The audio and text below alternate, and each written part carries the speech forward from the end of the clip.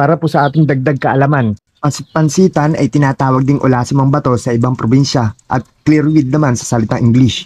Isa ito sa 10 halamang gamot na inaprubahan ng Department of Health dahil nakita nito ng kakayanang labanan ang arthritis at gout. Bukod po dito, may mga isinagawa rin pag-aaral na ito po ay nakakatulong sa mga tao matataas ang blood pressure. Nakakatulong rin sa mga nakakaranas ng pananakit ng lalamunan, pagtatae, pananakit ng ulo at lagnat.